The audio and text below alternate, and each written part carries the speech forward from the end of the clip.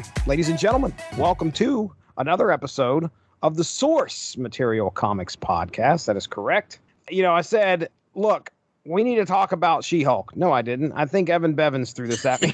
So I'm looking for something to talk about. What do we need to talk about? And Evan came up with a few ideas, and this one stuck out. And I'm sure a lot of it had to do with the fact that we have an ongoing She-Hulk series on Disney Plus right now that I'm enjoying. So Evan Bevins is here to let us know why we are talking the Sensational She-Hulk this evening. Okay, well, it's kind of a long and winding road. All right, then. Not really. I was doing for my my blog that I'll plug later, asterisk51.blogspot.com.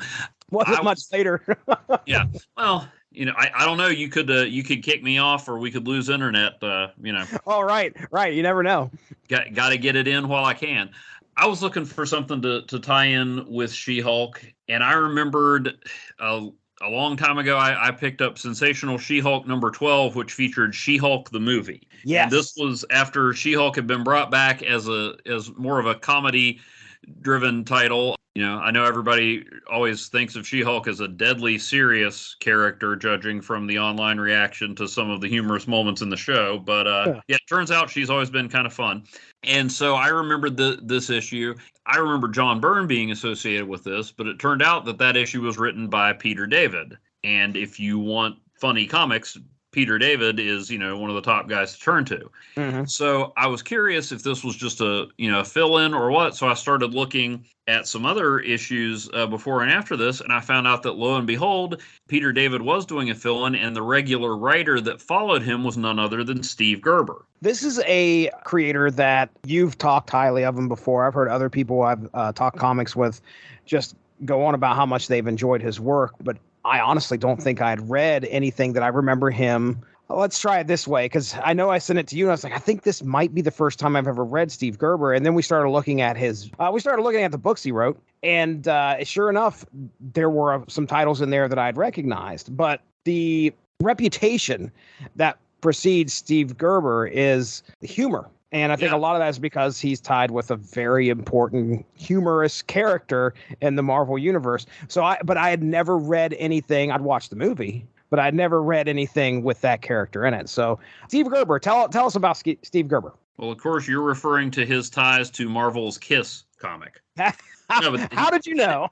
That is something he wrote, and it did cross over with the character you are talking about, Howard the Duck. Yes. And the Howard the Duck movie has its moments, most of them involving Leah Thompson. But if all you know of Howard the Duck is the movie, you don't know Howard the Duck. One of my favorite comic series I've ever read. Absolutely hilarious.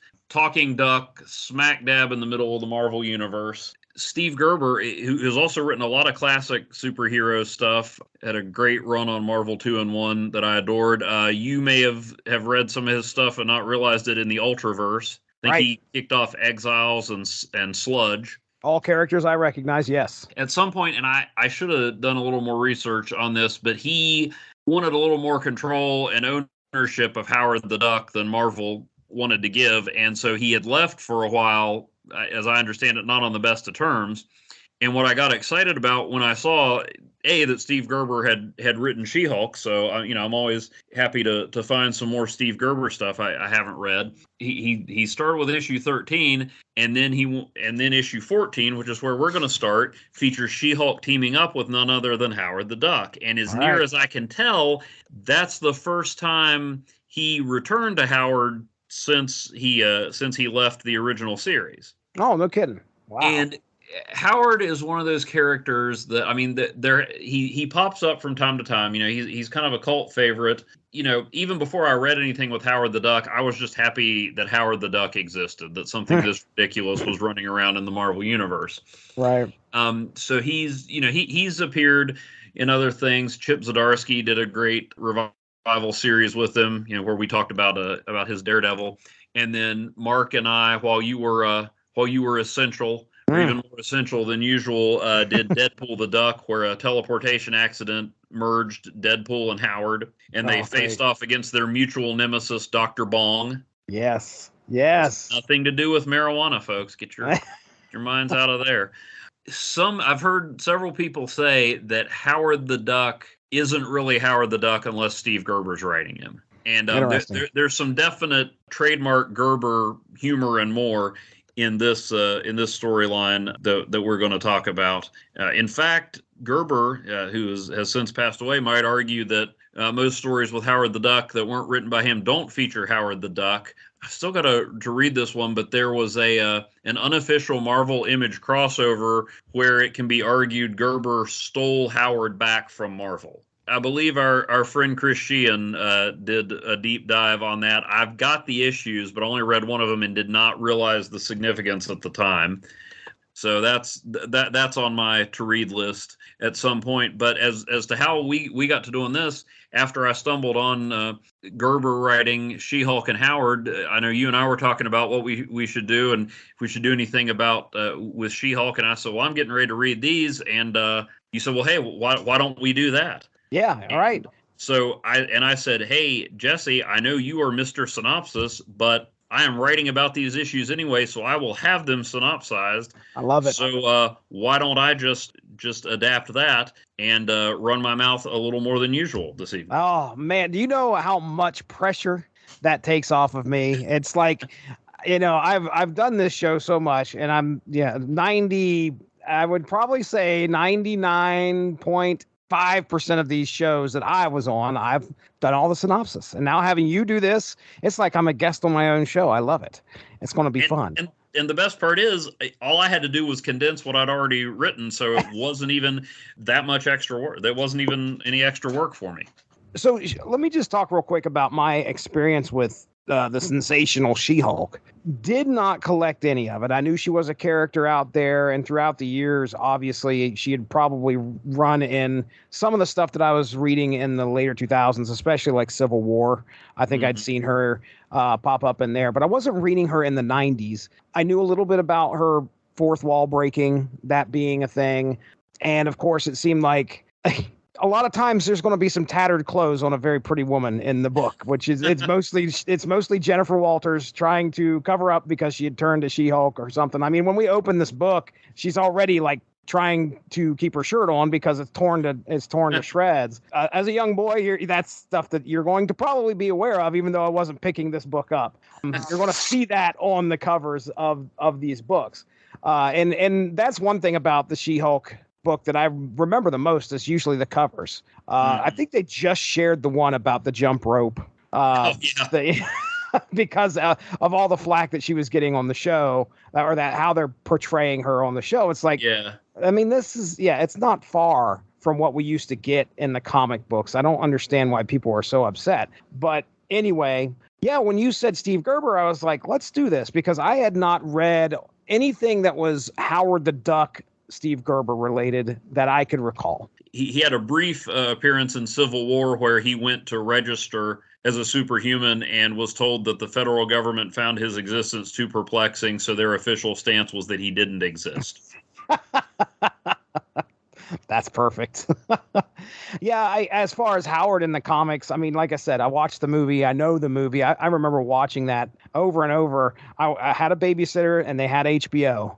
And they had HBO. I'd go over there and it was playing like every day during the summer. And I was like, oh man, let's see what's happening on where we're at now. I don't remember reading anything in the comics about him. Like I said, maybe there was part of a Marvel Zombies, the Marvel Zombies run, one of those sequels or whatever that I can remember him showing up in. I do, however, have the first issue of the 1979 magazine, Howard the Duck. I don't know if you've ever seen it. Oh, no, I don't think I have. And this is another auction story. I think I ended up with it accidentally through an auction. It wasn't anything I was shooting for, but next thing I know, I'm looking at it and it's the number one issue of the magazine. I was just looking over the creative team on it. It looks like it's a lot of Bill Mantlo. Yeah, he's the guy that picked it up, if I recall, after Gerber. He kind of finished out the existing storyline.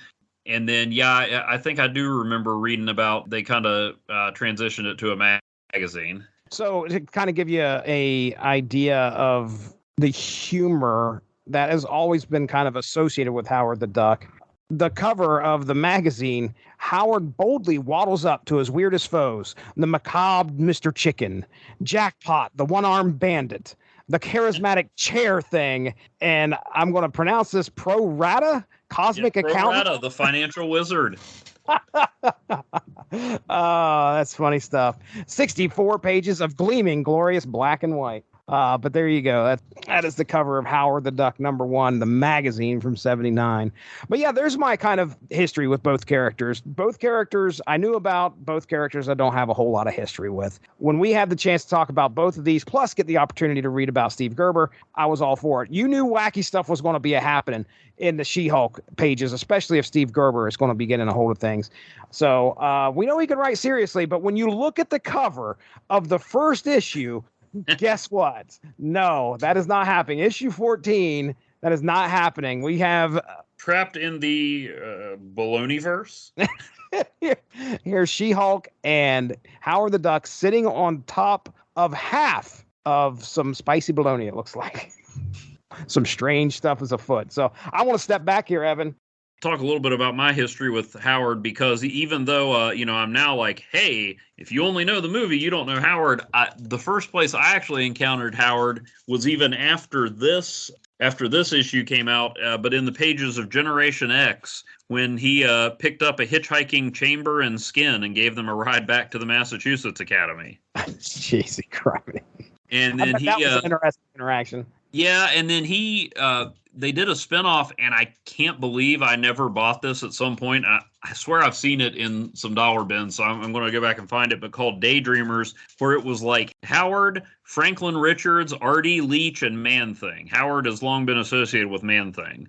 I believe that's when he first popped up, was at the nexus of all reality in a Man-Thing story. So that came out in the 90s. It wasn't until I got the essential Howard the Duck, those Marvel phone book size black and white reprints that had Gerber's entire run. And I mean, it is just, there's stuff in there that's even more absurd than the Baloneyverse, and Gerber references a lot of that, but there's also real emotion and character stuff going on.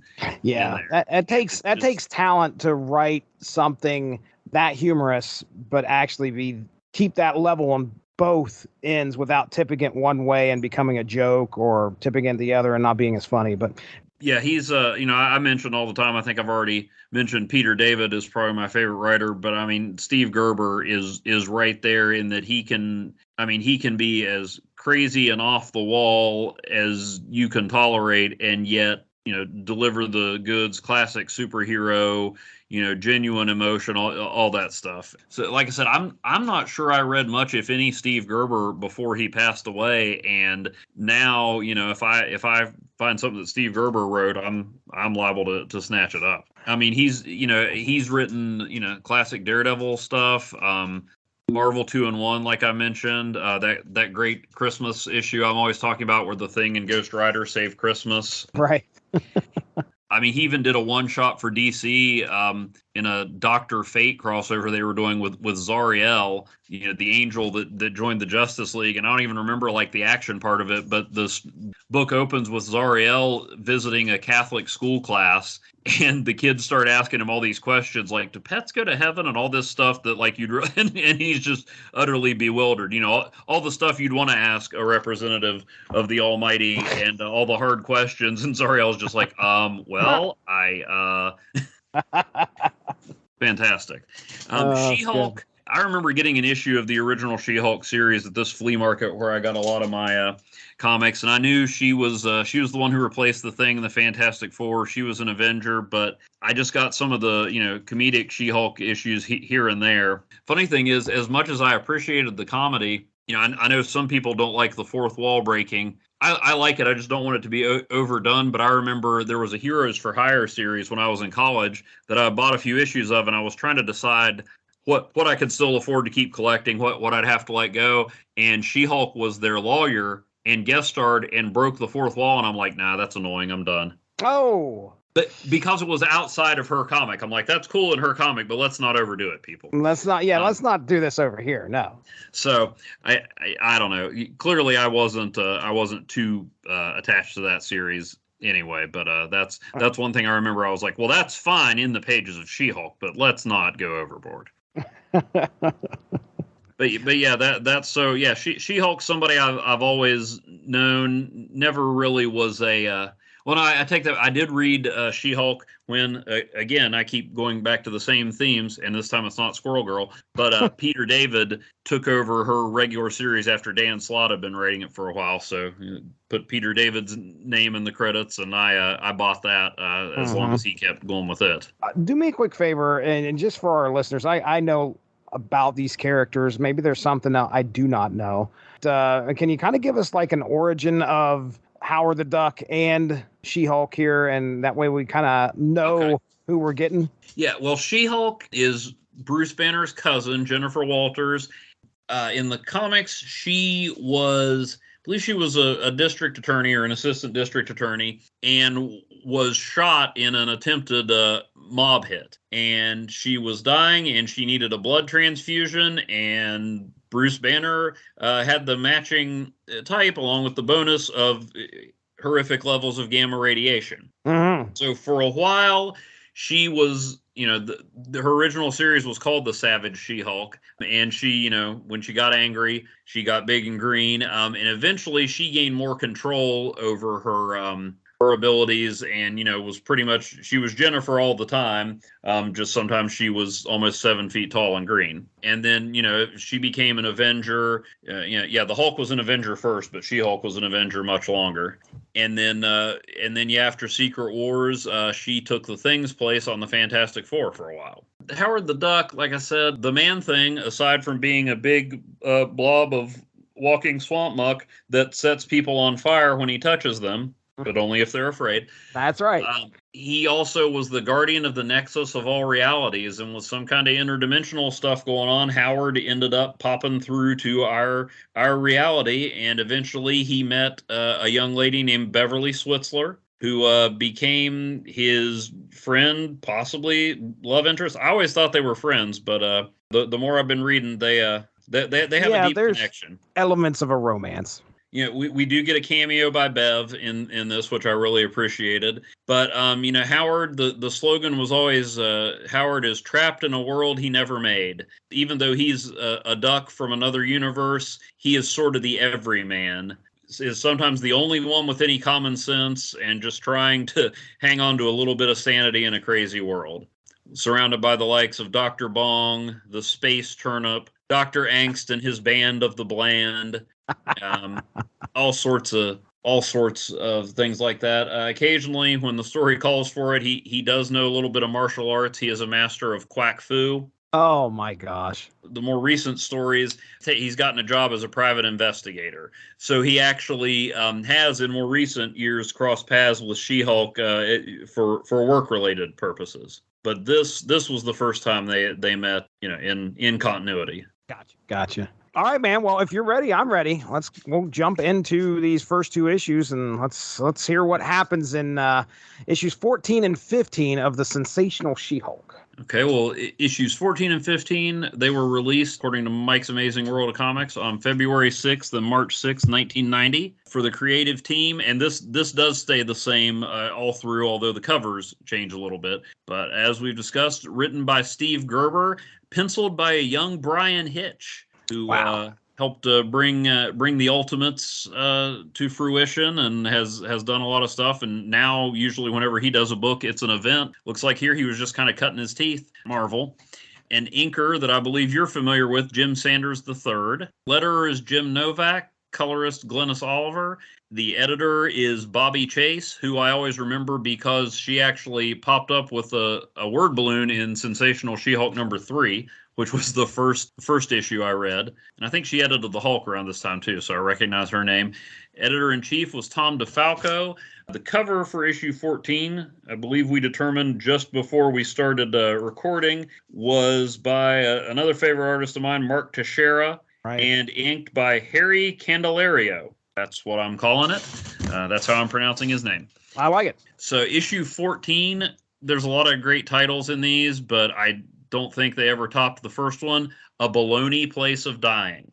That's right. This is part 1 of the Cosmic Squish Principle. Yeah, it's so small on the cover, I almost didn't notice it. Right. So, and clearly I didn't put it in the notes here. Rookie synopsisizer here. All right, so the story opens with a bald observer in space waxing on about how his race took a vow to observe but never interfere after a disastrous interaction with a less advanced society. They, of course, became the Watchers, but our narrator joined a splinter sect that offers commentary on what they observe, the Critics. This particular critic was watching matter being pulled into a black hole about 10 years before the start of the story when a giant plunger struck the event horizon, reversing its flow to create a transdimensional blowhole. That's a technical term. I made sure that I was saying it correctly. From there, we segue into She-Hulk and her assistant, Wheezy, who is actually a Golden Age heroine known as the Blonde Phantom, as they investigate a mysterious phenomenon in Mount Pressure, Vermont. She-Hulk has dug up what appears to be a pitch-black cowbell, but is actually some sort of high-gravity container for something, which promptly escapes as a coil of energy and dumps She-Hulk in a nearby frozen pond. Noticing the container is now white, she reaches in and her hand emerges in Cleveland, specifically the refrigerator of one Howard the Duck. The scene shifts to a prison in New York where a convict named Floyd Mangles has forgotten to hide his box of mundane items, including a plunger, beneath his drop cloth of invisibility. After assuring the warden and guard the objects pose no threat, Floyd mentally gloats that the big squish is coming, and it can't be stopped. The big squish. Back in New York, She-Hulk is weakened and ill, feeling much like she did when her cousin Bruce gave her that life-saving transfusion of his gamma-irradiated blood many years ago. With Reed Richards unavailable, She-Hulk contacts the only theoretical physicist she knows, an old college boyfriend named Brent Wilcox. Wilcox theorizes the container holds an entire universe inside it, and further investigation shows its building blocks are made of cold cuts and various sandwich ingredients. As he and She-Hulk ponder this mystery, Howard is delivered to the office by the critic. He plucked the duck out of Cleveland, deciding his non-Terran instincts were needed to avert a crisis linked to the mysterious container and the reversed black hole. Wilcox gets knocked into the container, and She-Hulk follows, dragging Howard along until she can figure out how he's connected to all this strangeness. They land in the Baloneyverse, but before they can start searching for Wilcox, they have to contend with the fact that She-Hulk has reverted back to her human form, which apparently was not a thing she did at that point. Oh, okay. Yeah, it must have been a big deal. In subsequent issues, they make reference to that. I guess she hadn't been just Jennifer for a while. And now we go to what may have been your favorite title, issue 15, with a cover by Dale Keown and inked by Joseph Rubinstein. A story entitled Secret Warts. Oh my gosh, this is great. This is so good. A horde of demonic critters descend upon Jen and Howard, at first more interested in devouring the cold-cut landscape than the new arrivals. When their attention shifts, Jen and Howard hop onto another meat platform careening through the void and land on a nearby meatball, as you do. More creatures erupt from the surface and attack Jen, who suddenly transforms into a larger, angrier, very gray She-Hulk. And keep in mind, this was around the time that the original Hulk was gray as well. So she starts channeling angry Bruce Banner Hulk, referring to herself in the third person, saying how she hates puny Jennifer, etc. Just as she's lashing out at Wilcox for something he did to Jen in college, the critic intervenes to return them to Wilcox's office and get them back on track toward saving the universe, a mission of which Howard, Jen, and Wilcox remain unaware. In an interlude, we meet a rest home resident who undergoes a savage transformation into the Golden Age hero known as the Terror. He brutally dispatches the manager of the facility, who mismanaged its funds, and the investor who took advantage. Meanwhile, the leadership of the prison discover Floyd Mangles was a bona fide supervillain named Dr. Angst. The building begins to shake as a 6-story power drill affects Mangles' escape. Once outside, he uses a series of mundane magical artifacts, his specialty, to locate his associates in the Band of the Bland. Tilly the Hun, the Black Hole, Sitting Bullseye, and the Spanker. This is not their first appearance, as they attempted to assassinate Howard when he was the presidential nominee of the All Night Party back in Marvel Treasury Edition number 12 in 1976. Back at her New York offices, Jen and company are trying to figure out what exactly happened. At some point, Wilcox has theorized that the Baloneyverse was a failed universe that has been stored in one of these cowbell-shaped containers. Didn't work out because it was a universe based on sandwich ingredients. Was somehow tucked away there for safekeeping. What were they calling it here? It was a encroachiverse. Yes. Right? Is that what it was? Okay. Which, until somebody proves me wrong, I'm going to say was the basis for the whole Jonathan Hickman Secret Wars and the incursions and things like that. They were going to call them encroachments, but they decided to call them incursions. I like to think Jonathan Hickman read this and thought, why only 4 issues, Marvel? Yeah. The boat. You guys missed the boat. My turn now.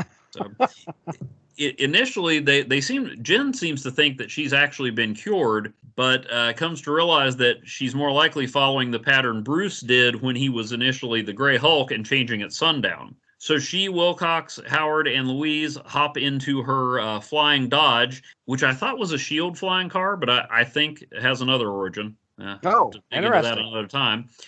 They are racing the sunset, trying to get to the underground bunker in New Mexico where Bruce rode out his early transformations. Once inside, Jen finds she's not alone, as there are a pair of frightened teenagers who took shelter there because of their warts, which are secret. Yes, they are. None of this is working out the way the critic hoped, leaving him to watch as a mass of debris and condensed failed universes hurtle toward the Earth. Oh. That is the end of Sensational She-Hulk number 15. Wow. There are so many times I've read a comic that's tried to be funny. The goal was to try and make the reader laugh. And of course, as you grow older, it's kind of tough to read something, at least for me. I don't know if you become too cynical or what, but this hit all the all the silly spots for me. It's so silly that it was funny. And it's tough for that to be hit. And that was on the mark for me in these 2 issues. Now, let's start with the titles. The titles are like warped versions of comic book titles, which is great. A Baloney Place of Dying, which was, the lonely place of dying that was happening over in DC at the time, which was a Batman storyline. Secret Wars and Secret Warts, obviously. And then we're going to have a couple others that pop up here in the next 2. So that's neat. I love that. I love that little touch. When you start off with a cosmic plunger reversing the pull of a black hole, you're good to go in my book. You see this huge plunger come up and hit this black hole and it reverses it. I was like, this story is how off the rails is this story going to get? The 6-story tall drill. Funny. Shulky's arm coming through, she sticks it through. It's just so random. I think that's what gets me. It's random. It feels so random. Like she sticks her arm through this thing and it comes through the back of Howard's fridge, of all places. His fridge. The baloney verse, for crying out loud. That is absolutely silly. I didn't mean to interrupt you. I was just going to say, it's not so random. Sometimes I think when people are trying to be funny, they're just like, let's just say the most crazy, off-the-wall, random stuff. And some of this is, but some of it comes together more than you might expect, or you get the feeling there's more thought put into it than just, well, where's her hand go? I know, Howard's refrigerator. Right. I mean, just, you almost wonder which came first, a baloney place of dying, or how about a universe whose basic form of matter is baloney? Oh, wait, I can make a funny title out of this. Right. And but it works. I mean, especially those first 2 titles, those are not random joke titles, or at least they weren't only random joke titles because they tied directly into the story. They do. That's exactly right. I could tell you that I think Secret Warts, the title, was derived first, because there's no way that they decided to end the 2nd issue with these 2 kids that have warts that are hiding in a bunker. Like, they set you up at the beginning to think, oh, well, clearly it's a baloney verse. And you see Secret Warts and you're like, how are they going to work this in? Story continues to go on. You're like, there's nothing to do with Secret Warts here. What's going on? And like 3 panels from the end, the kids show up and they're like, what are you doing in here? We got warts and they're secret. And I laughed. I legitimately, and I don't know what it takes to make somebody laugh out loud, but it worked for me. And I laughed out loud legitimately when I read that, because it was like, that's how they did it. And it was so funny. Like, these kids are hiding in this vault because they're so ashamed. That's the way I took it initially. They're so ashamed of these warts that they don't want anybody to know. And oh my goodness, here comes some lady. Well, they're secret warts. Oh, I was so tickled and had a fun time with these first two issues. Now, I haven't even talked about like Mangle's team, which you said had been around for a little while. The Band of the Bland. This is their second and for most of them final appearance in this storyline. There was a storyline in 1976 where Howard was nominated for president by the All Night Party, and these All Night Party. And these folks were hired to assassinate him. And it's been a while since I read it, but I believe he teamed up with the Defenders to repel the attack. Oh my gosh.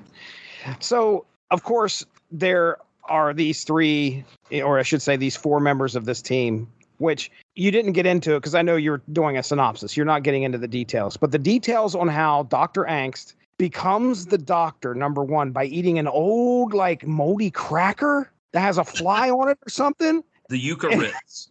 I mean, come on. And people don't know because you went through the list of who these people are that are on his team. But folks, the Spanker, if you would have just took the text box off of there and just had a picture of this guy, you would have thought it was Frank Castle, the Punisher. But no, that's the joke. He's the Spanker. And he has a paddle van, by the way, folks. We find out later, a paddle, that's Paddle, not battle van, paddle van. As long as we're talking about the Spanker, my favorite thing about him, even more than the smiley face that he has instead of a skull, is his real name. Did you catch his real name, Jesse? Oh, yes. You actually pointed it out. I looked it over, and but please tell the listeners. Okay, well, the Punisher's real name is Frank Castle. This gentleman's name is Fred Hovel. That is great. We have Marvel canon, folks. It's beautiful. It really is. The only other note I had here was the Terror, and I'm just going to save that. Just be aware, folks. I didn't know what in the world was going on with this guy. I have no idea why he's getting involved in this story. What does he do? He like brings some justice. He's an older guy, and all of a sudden he turns into this he almost looks kind of like a Dracula kind of guy. Yeah, he transforms in the presence of evil. Yes, he does, and he did, and he wreaks some havoc. Now, how does he figure into this? Well, we're going to find out here later, because some of the best moments of this comic and the Terror are to come in the next two issues. But all right, I'm pulling back here, Evan Bevins. What are your notes, man?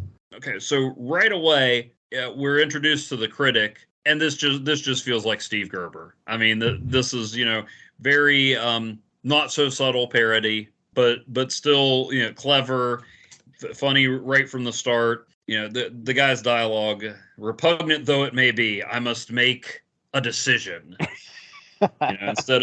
Instead of just sitting back and saying what everybody else does wrong, he's got to take action.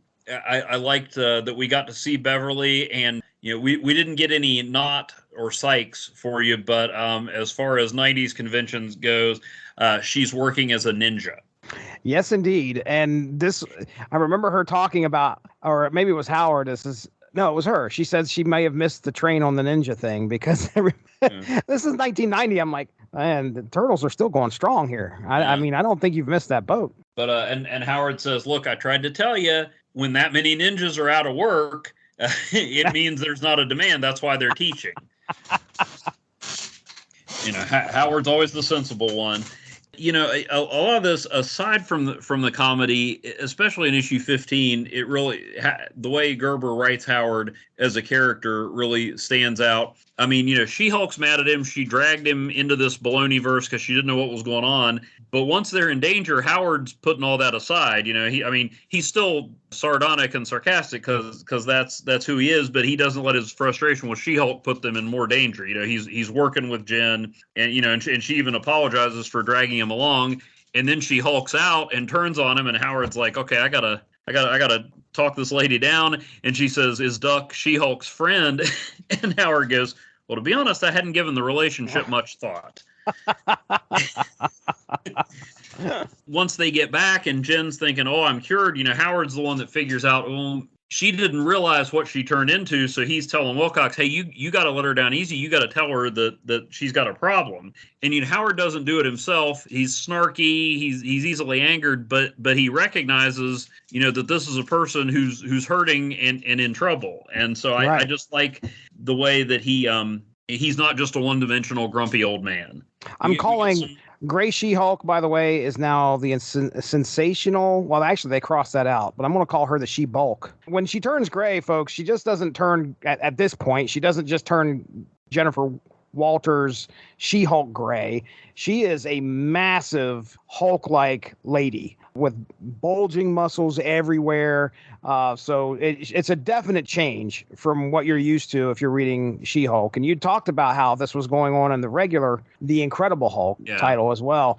That happens. She turns into the more savage mindset. She's more simple-minded. She's lost her intellect. This was something that they actually did 25 or so years later, where She-Hulk almost died in Civil War II. Thanos almost killed her, and War Machine died in that attack when She-Hulk almost died. And when she came back from it, she was traumatized, and she was a bigger, savage, gray She-Hulk. Oh, okay. I don't know that they actually, were specifically referencing this story, but that is, so because, Hulk's transformations are tied to their emotional state. So right. This is something that was revisited. Let's see. Then like you said, we get to see Dr. Angst in action. One thing, I'm not the biggest Doctor Strange fan, but I like his flair for dramatically naming objects and stuff. He's got a lot of alliteration. By the hoary hosts of Hagath. Right. The Book of the Vishanti, stuff like that. And Dr. Angst has his own things such as the drop cloth of invisibility, which predates Harry Potter's cloak of invisibility. The Eucharitz cracker. The object he reversed the black hole's polarity with was the plunger of the patootie. Oh, wow. So he escapes in some balloons that he refers to as the inflatable orbs of Ig. The shoe. You got to talk about the shoe. And now, as I gaze into my pedestrian prognosticator, the penultimate phase begins. He's looking into a shoe to see, like, in the fetid folds of its insole, I shall locate my former associates. Of its insole. Oh, yeah, S-O-U-L. Right. And again, as we'll see in the subsequent issues, it's not just the puns. Like, there is a reason that he draws power from these dull, mundane objects. It's not just a gag, which is pretty darn funny, but it even factors into the to the story as well. It's not like the art is something to miss out on either. There may be some gags and some panels too that you may be missing.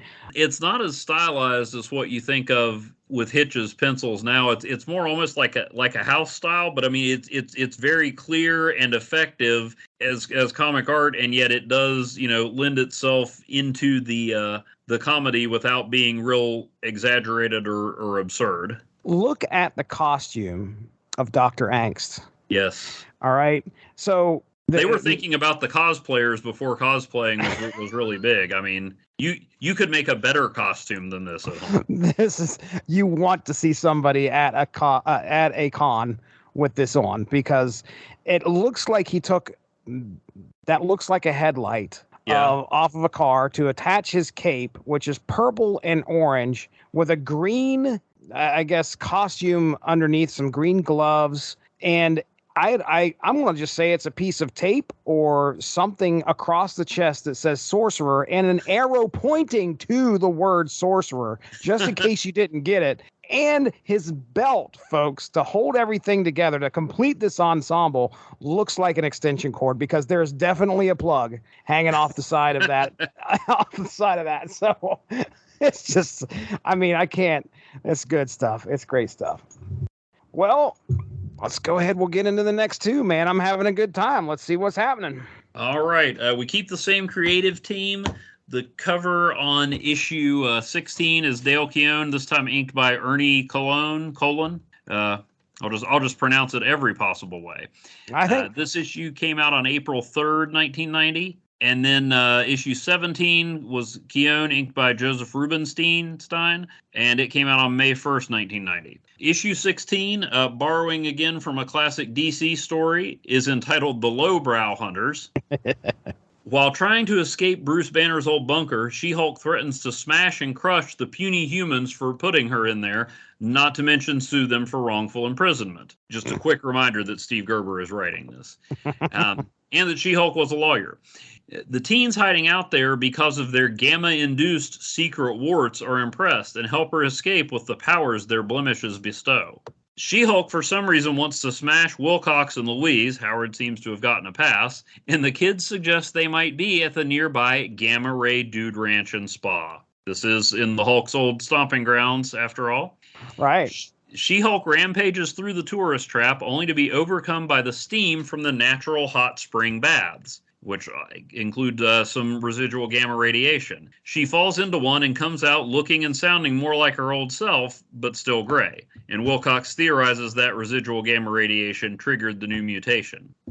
Then we get a montage of Dr. Angst reuniting his band of the Bland and giving us an update on the status circa 1990 of Tilly the Hun, the Spanker, the Black Hole, and Sitting Bullseye. She-Hulk and company start to realize that they really have no idea what's going on. Howard describes the critic in his oath of non-interference, which gets Jen thinking correctly about Watchers. While her traveling companions bicker, Jen turns on the radio, and a convenient news broadcast informs them that more compacted universes are falling to Earth and tells them about a sighting of the critic. The critic leapt from a 747 in frustration that his plan to save the universe wasn't panning out, and lands next to a rest home where the Terror lives. Sensing his presence, the critic uses his power to determine the Terror's origin. All right, sit back, folks. You're about to hear a classic comic book origin. This is fantastic. I love this. The Terror, a.k.a. Laszlo Pevley, was rescued from a near-fatal car accident by a scientist whose dog had just died while defending him from a runaway gorilla. To save Laszlo's life, the scientist injected him with a serum derived from the dog's brain, just as two gangsters burst in. The presence of evil triggers Laszlo's transformation into the Terror, complete with a vampire cape that disappears after he slaughters the criminals, just in time for the professor to die of a heart attack. Before we can figure out where the Terror fits into all this, She-Hulk's flying car plows right into one of the failed universes where an array of bizarre creatures are hurtling through the air to their self-inflicted doom. As the Baloneyverse was built on lunch meat, this reality appears to revolve around suicide. Oh, wow. And on that cheery note, we segue to issue 17, which references one of my all-time favorite crossovers that I still need to do an epic blog or possible podcast series on, Acts of Vengeance with Acts of Peevishness. She-Hulk's flying dodge hurtles through the suicide-verse, prompting her to clear the falling masses with little moral debate. Wilcox deduces they flew into another failed universe like the Cold Cuts cosmos, but Howard breaks into his theorizing to ask how multiple universes can exist in the same place at the same time. Wilcox's answer? They can't. They would squish each other, compacting like the ones that have been trapped in the strange containers. His point is proven when they emerge in St. Louis, despite having not traveled long or far enough to reach it. They hurtle through several other verses, each giving Gerber a chance for some commentary brought to life by Hitch's pencils. Finally, they reach London, which has been squished right up against New York. The critic arrives, having fully given up on his Watcher-critic's creed after failing to reveal the nature of the threat to the Terror in a game of 20 questions. Never saw you ought to try that one. The scene shifts to an area of Manhattan that is exempt from the squishing of the universe, along with 4 other locations: Henderson, Nevada, El Segundo, California, most of New Jersey, and the planet Squazzle, known for manufacturing doorstops. These places will form the building blocks of Dr. Angst's new Incipiverse, a mundane realm that he will rule and no higher powers will want to interfere with because it's so dull. Howard realizes his old foe is behind the plot once the critic rattles off these locales and their unremarkable characteristics. Before they can take action, though, the band of the Bland arrives. Tilly the Hun challenges She-Hulk. Sitting Bullseye shows his bravado by targeting the elderly, untransformed Terror. The spanker decides to discipline Louise, and the black hole sucks the critic into his singularity. But Jesse, they forgot about Howard. Oh, boy. The duck turns the tide by shoving his cigar into the spanker's mouth, allowing Louise to dish out a little punishment of her own. Sitting Bullseye finds himself outmatched when the Terror transforms, and She-Hulk wrests Tilly's mace from her and literally knocks her out of the park. Wilcox contributes by figuring out that the black hole could absorb and condense all the universes, just like the containers, and the gang force his singularity open wide enough for the critic to escape. With the critic's powers directing the vacuum, the day is saved. The critic makes everybody forget he was there. She-Hulk goes green again, and we finish with the critic sitting atop the bloated black hole, reading a book entitled Crisis Management on Infinite Earths. I don't know if you have this in your notes for the very end, but I want to say how much joy it brings me to watch the critic have to be like would you call him the Deus Ex Machina of what has to happen here? The guy, because he's the critic, but he has to be the very thing that he hates in order to resolve this conflict. I mean, in my notes, I wrote, that this was kind of meandering for 3 issues. They had no idea what they were supposed to be doing. And then everything gets crammed into the end. If you even start to criticize that, you realize there's literally a character in the story pointing out the problem. It's like, you guys don't know what you're doing. That you're wandering out. You're missing the point. You're wandering away from the plot. What is going on here? Now I have to save everything and rush this all to completion. And I mean, I don't think that Gerber accidentally made the story meander and then rush to its conclusion. He was doing that on purpose. But if he dropped the ball anywhere or made a mistake, who's gonna criticize him? He's already written a character in there pointing out all the flaws in the story. Dude, that's genius. I will tell you that there were points in the story where I was trying to understand the logistics of the black hole and the alternate universe and their plan to try and fix things, because it's not like it was just left off the table. No, you've got Professor Wilcox explaining everything and how they're going to try and fix this. But none of it made sense to me whatsoever. I'm sitting there, I'm like, okay, these things are encroaching on each other, and he's going to do this to undo it. And it all came down to them using the black hole to suck all this stuff in. And then finally I got to a point where it's like, I don't care. I really don't.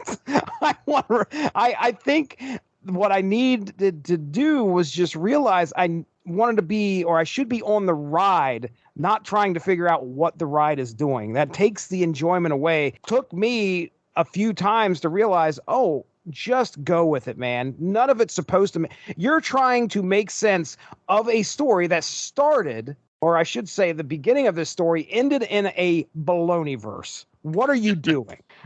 Stop what you're doing right now. Stop trying to make sense of this and just enjoy the tale. Of course, it's all neatly wrapped up in a bow.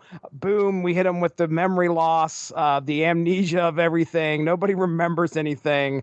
Boy, would somebody tear that apart. But guess what? The critic's already done that. Yeah. The critic has already done that. Genius bit of writing, in my opinion. Okay, you told the origin of the Terror, and I wrote it in all caps. The Terror telling his origin to the critic is probably one of my, it's up there as far as one of my favorite parts of this book, because it makes absolutely no sense whatsoever. This gorilla breaks in, and the dog is what had me. Like, the dog's face started glowing, and you're like, what is going on? An escaped gorilla came in and out of the rain to interrupt the secret scientific research of one of Professor Storm. The ape attacked, but Storm's faithful dog, Rex, leaped to his rescue. Something in the little mutt caught fire. As he went after the ape, his skull began to glow, and with a ferocity you don't generally see in a beagle mix, He tore out the ape's throats. Rex had saved his master, but at the cost of his own life. Storm was aghast, of course, but he didn't have much time to ruminate. Just then, a car was struck by lightning. And rammed into a tree. The driver, yours truly. See, I was trying to figure, it's like, this is the professor. No, wait a second, it's not. It's the guy that hits the tree. So anyway, yours truly lay in a puddle of blood and mud. I would have died that night if not for the daring and slightly demented idea that occurred of Storm. He strapped me into a gizmo. See, you're like, okay, so this guy runs out, finds this dude who's about nearly dead, and he's like, oh, you know what I need to do? He strapped me into a gizmo that bombarded my nervous system with high-frequency radio waves. He shot me up with a serum distilled from Rex's brain. This is how he decided to save him. The gangsters break in. What happened next was astounding. He turns into the Terror, rips evil to shreds, as he says. That accomplished, I reverted to my normal self, and the professor had died of a heart attack. Well, not quite. He lived long enough to tell me about the gorilla and the dog. Oh, all right. It's like they know everything is just unbelievable. But here it is, folks. This is what happened. And even I can't believe it. But anyway, I loved him telling this origin and how just insane it was, and the fact that they acknowledge how insane it was. Great stuff. Oh yeah, and there's so many pieces of so many superhero origins in that story. I mean, there's a little bit of Swamp Thing in there. You know, how many people have had their lives saved by a unorthodox experiment. And when he changes into the Terror, so does his clothes. Yes. but here's the thing: the Terror is a real character from like 1940. Right. So I'm going through my stuff, and I sent you the message because I was just on a lark. I was like, has this guy been around for a while? And I sure enough looked him up on I think it was MarvelFandom.com, and there was the bio, and I looked at the date that he was created, and I was like, this guy's been around for that long. And I have a feeling, number one, they probably did their research looking for one of the craziest origins out there for a Marvel hero, and somebody who hasn't been used for a while. Probably not hard to find. I'm trying to look it up now. Sadly, there's only one issue of Mystic Comics on Marvel Unlimited, and it's not that one. Oh, bummer. Oh, yeah, by the way, my other note here about the Terror telling his origin to the Critic is, I said also the Critic would be the last person you'd want to tell that origin to. You do not want to tell that guy that. There's a lot of commentary, and we're going to get into this here probably because I'm still on issue 16, but there's a lot of commentary that Gerber has about the human, humanity and the human race and their nature, I guess, human nature. Specifically, the fact that people are going to become curious about these anomalies that have been sitting there, and he's waiting for them to start poking these anomalies, and it's going to cause problems. And then everybody starts poking these things. One guy in France is taking a baguette or a long piece of bread and poking this into the anomaly. It's hilarious just to see it drawn on the page is funny. Oh yeah, it's great. But that was issue 16. I'm gonna stop. I've been talking for a while because we need to talk about the universes. But if you have any other notes other than those, go ahead. Yeah, the origin really stands out. The origin of the Terror. I'd love to read the original story and see where it came from. I like getting to see more of the band of the Bland. A lot of them are fairly straightforward, but the one that I did a little bit more research on, because he was one I thought you wouldn't see this guy in a comic today, was Sitting Bullseye. And I found out he is not Native American. He definitely looks it, or at least he's trying to look it anyway. He was a CIA agent who went undercover with a native tribe. I think it was to frame them for either counterfeiting or smuggling drugs, something like that. Sorry, I don't have it pulled up right in front of me, but he went undercover, but he was trying to frame them. In response, they tattooed a bullseye on him. Oh yes, his real name is Oliver Bedwette. Or Bedwette. Bedwette. Of course. So yes, he's got a bullseye tattooed on his chest to make his undercover activities more difficult. Wow. A CIA operative who was sent to infiltrate the American Indian movement to look for proof that they were producing illegal alcohol. The natives eventually discovered his true identity and tattooed a large target on his chest before running him off their reservation.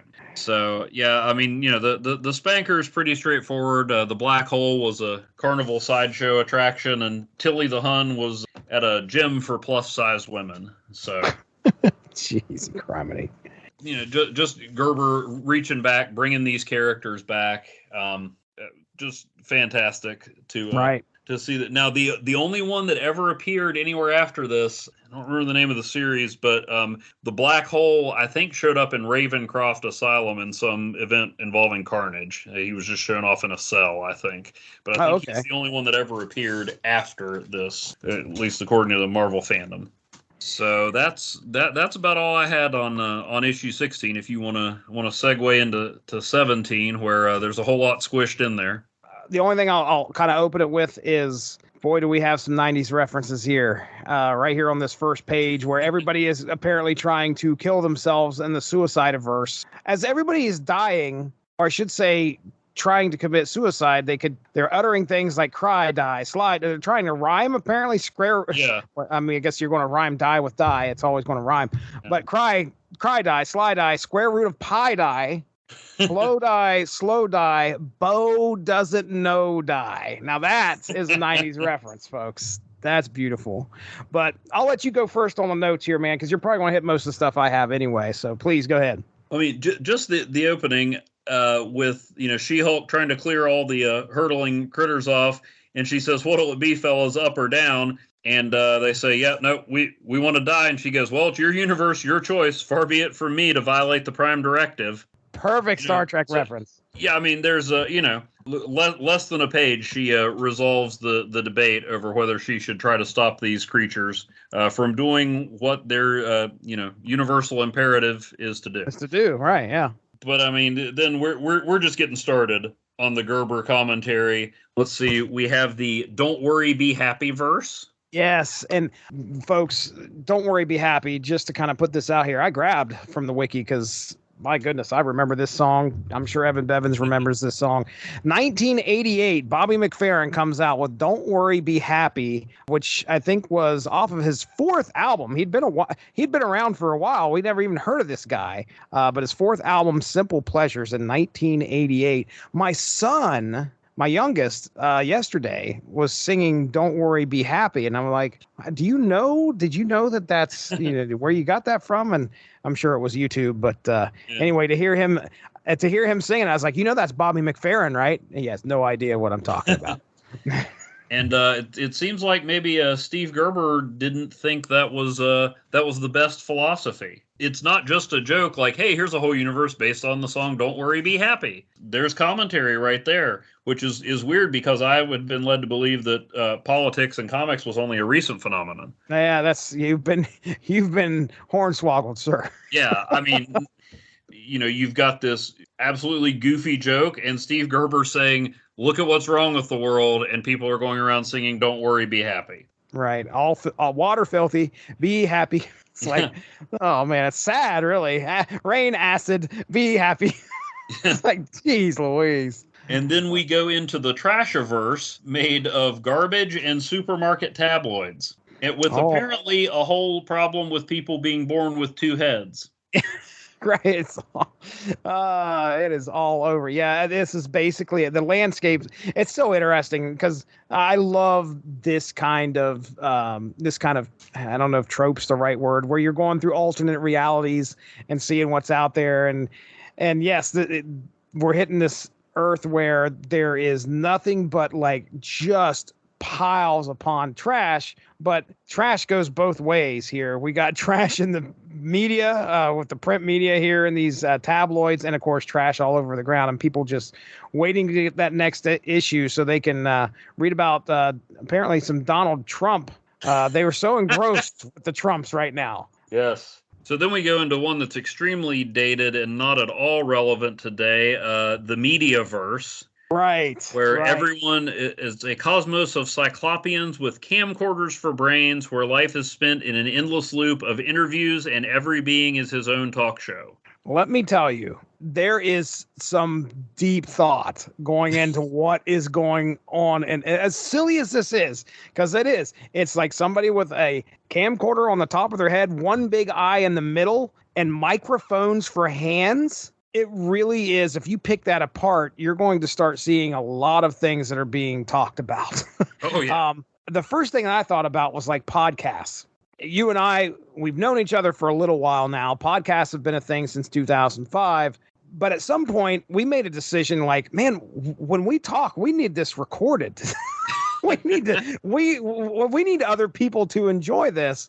At least in some way you could draw a line from the mediaverse to what I do, what you and I do, sit here and talking about comics and recording each other and interviewing each, asking each other questions and putting it on display too. That's the other thing, putting it out there. Of all the universes that we are going to travel through here, the mediaverse is the one that made me go, oh, okay, man, you are talking about something here. It really took me. And of course, I'm sure a lot of it's probably informed back then of the big boom of talk shows. Sure, but we're just getting ready to get into Oprah Winfrey's probably getting huge at about this point in 1990. Sally Jesse Raphael had been around. Donahue had been around for a while. And this was at least 15 years before somebody decided that people really needed to know what their dinner looked like. Right. I mean, yeah.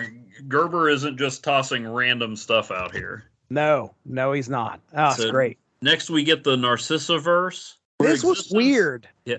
Existence is a herd marathon full of sweat and fury and looking good, and when you hit the wall, you fall and get eaten. Give me your interpretation of what you see. I was afraid you were going to ask that. I mean, it's people who are... Jesse, sometimes subtlety and symbolism go right over my head. My reflexes are not fast enough to catch it. But, I mean, a herd marathon, so people, I mean, it seems like people exercising, doing all this stuff, and not taking the time to enjoy it. Image is everything, and, keeping up your appearances and killing yourself to do it, and for what? Do you think that they ran off of the cliff? Yeah. Do you think? Okay, so they ran off the cliff. Well, it's a herd marathon. I got the impression of lemmings. Lemmings, right? All right, this next one coming up though, this one's fun. The 976-averse, where free floating strangers are linked in perpetual conversation without content. Now, I know this was premium phone lines at that point. It certainly has nothing to do with social media these days. Not relevant at all. No. Of course not. Of course not. Did you catch the little jab at DC Comics in there? Oh, did I ever? That was in my notes. Is Robin dead yet? They had the phone number you could call to determine if Jason Todd lived or died. Exactly. Then we fly into the Noriega-verse.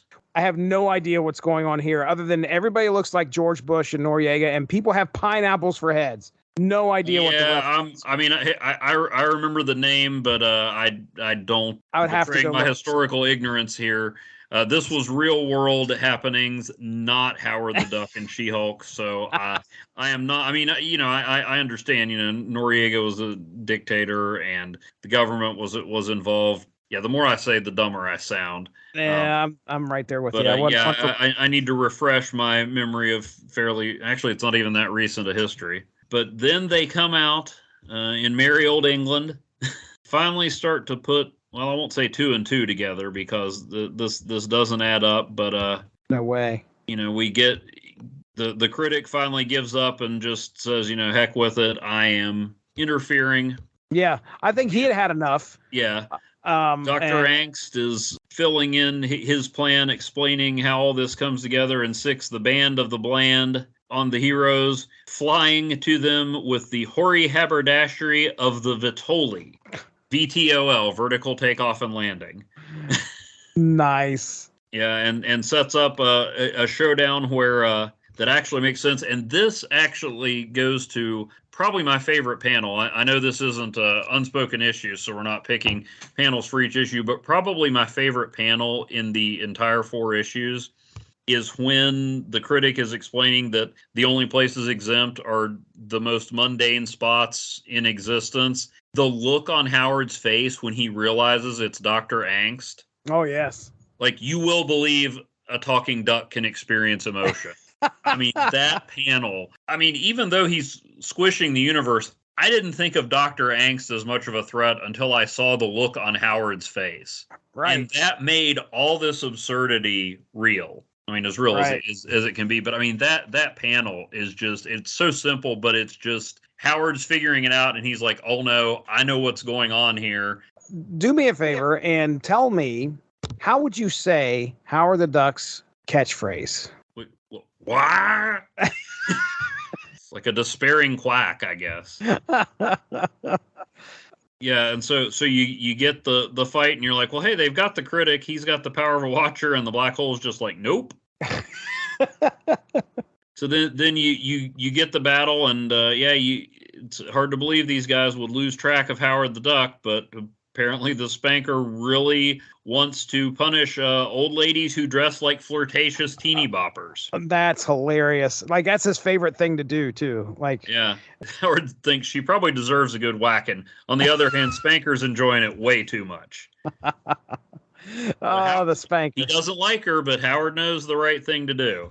The spanker with his, what is it? Hold on. His discipline report? Is that what it was? Oh, yeah, instead of the war journal. This discipline report in the paddle van. Oh, man. Yeah, and it's funny, like, this weirdo obsession of the black hole wanting to, like, suck the Dodge in. Yeah. Like, I want to get that Dodge. I want to get it. He's like, one fin in, baby. I got one fin in. and then the critic is not impressed. He says his greatest aspiration was to ingest a Dodge, and ambition as limited as his imagination. And then the critic gets what I could only hope would become his catchphrase: "Suck hot cosmos, dude." Dr. Angst just happened to have the one villain with the power to undo his entire plan. It all went so perfectly. This was a treat, man. I had a great time reading it. I really did. A lot of fun stuff. This has sold me on Steve Gerber. If I get the chance to read anything else by him, I know it doesn't sound like it's going to be too hard to find anything. I feel like this was something that, hit all the right spots for me to make me go, man, this is a writer that I heard a lot about, and the reputation preceded him appropriately. Well, and I mean, check out the original Howard the Duck. This is a lot of what you will get in original recipe Howard the Duck. I like it. Original recipe is probably not a good way to describe. Oh Howard. Gosh, there was actually one of the comedy what ifs that said, what if Howard was different types of birds, and one was chicken, and it was just a bucket of KFC. Oh no! Yeah. No. Any idea who wrote that what if? I'm not sure. That one had a bunch of different people. I think it was volume 2, number 34. That was the all comedy issue. Fantastic. Oh my gosh, it's one of my favorite comics. Is that the Watcher with the skirt blowing up? Yes. Yeah. What if I know that. Watching the Watcher? The main story is what if Thanos turned Galactus into a human? And long story short, with the Infinity Gauntlet, Thanos banishes Galactus to Earth, turns him into a human. That human just happens to be the spitting image of Elvis Presley. So Galactus must decide whether he wants to return to his destiny as the devourer of worlds, live on Earth with Elvis's second lease on life. All right. She-Hulk, the Cosmic Squish Principle. What a fun time here. Evan Bevins, anything left unsaid before we get into plugs? I mean, just, like you said, this makes you want to read more Steve Gerber. I've read a lot of Steve Gerber. This makes me want to read even more. I mean, it's just utterly absurd, and yet there's an intelligence, there's a wit. It's not just let's throw the dumbest thing out there and see if we can get you to spit out your drink. There's emotion, there's character, it's tweaking comics, but also, taking full advantage of the conventions of comics. Just loads of fun. I want to read. They don't have his entire run of She-Hulk on Marvel Unlimited yet, so these are. I always thought the She-Hulk series was, pretty funny. The 3 or 4 issues I had, this is a whole nother level. So this has gone on my list of things to hunt for at cons and comic shops. Yeah, issue 18. Mm-hmm. The Sensational She-Hulk, featuring Dr. Doom's fifth cousin. Yeah, I mean, it on Marvel Unlimited, it jumps from 17 to 24. Which Hitch is still drawing it, but Simon Furman's the writer, and she's taking on Death's Head. Oh, wow. Speaking of 90s characters, I probably at this point wouldn't turn down any Sensational She-Hulk issues I saw, but the Gerber issues especially are going on the to get list. For sure. All right, man. Well, let's go ahead. We'll get into plugs. I had a great time. What do you got going on? Plug that blog that you didn't plug earlier. Yeah.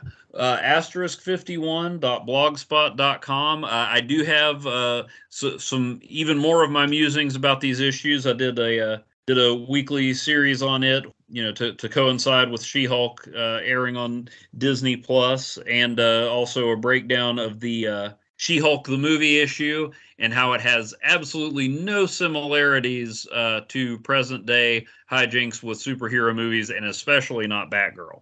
Oh yeah, not at all related. It's not a money-making plot by a nefarious studio head.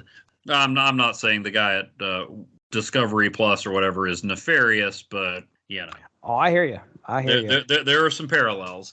I'm getting back. I was delayed a little bit in my Secret Defenders read through, but Jesse, you'll be happy to know that the next installment of that is on the way and features Doctor Strange passing the torch to Dr. Druid, and one of the weirdest sights I've ever seen in comics, Doctor Strange with no facial hair. Whoa, look out. Oh, I can't wait to see that. Yeah.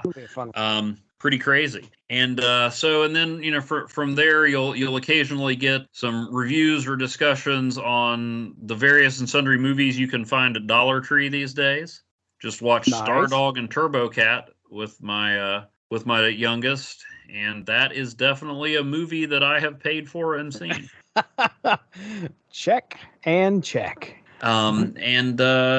Just all kinds of weirdness. It leans a little heavily Marvel. There's other good stuff in there. I do have another podcast I can plug. I don't have one, but I was a guest over on the Magazines and Monsters channel, The Brave and the Bob, talking about, speaking of Batgirl, an issue of Brave and the Bold, where Batman has to deal with not only a new criminal mastermind in town, but the competing affections of Wonder Woman and Batgirl, and one of the more inconvenient love triangles you've ever seen. All right. Well, hey, ladies and gentlemen, you can check out the Source Material Comics podcast right here on the Source Material Comics podcast feed.